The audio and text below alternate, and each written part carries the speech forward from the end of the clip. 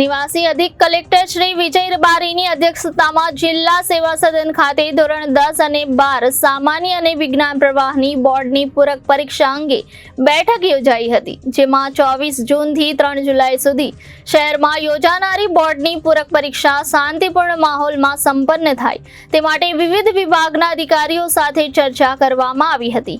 આ બેઠકમાં નિવાસી અધિક કલેક્ટર શ્રીએ વિદ્યાર્થીઓ મુક્ત અને ન્યાયી માહોલમાં પરીક્ષા પૂર્ણ કરી શકે તેવી વ્યવસ્થા ગોઠવવા દરેક વિભાગને આહવાન કર્યું હતું। સાથે જ વિદ્યાર્થીઓ આત્મવિશ્વાસ અને જુસ્સા સાથે પરીક્ષા આપી શકે તે માટે મદદરૂપ થવા તેમજ કૂલ મશીન વડે તેમનું સ્વાગત કરી પ્રોત્સાહન વધારવા તેમજ શૈક્ષણિક સંસ્થાઓને સૂચવ્યું હતું।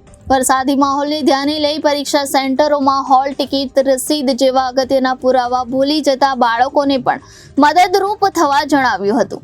વધુમાં નિવાસી અધિક કલેક્ટરશ્રીએ એસટી વિભાગના અધિકારીઓને ઉમરપાડા, માંગરોળ, માંડવી સહિતના દૂરના તાલુકાઓમાંથી આવતા વિદ્યાર્થીઓને સમયસર બસ સુવિધા મળી રહે તેની તકેદારી રાખવા સૂચન કર્યું હતું।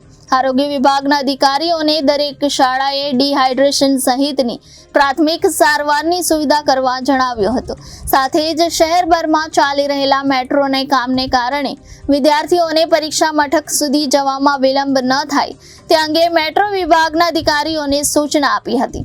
અત્રે ઉલ્લેખનીય છે કે શહેરમાં યોજાનારી પૂરક પરીક્ષામાં ધોરણ 10ના 18,892, ધોરણ 12 સામાન્ય પ્રવાહમાં 6,846 અને વિજ્ઞાન પ્રવાહના 13,727 વિદ્યાર્થીઓ મળી કુલ 29,465 વિદ્યાર્થીઓ કુલ 60 સેન્ટરો પર પૂરક પરીક્ષા આપશે।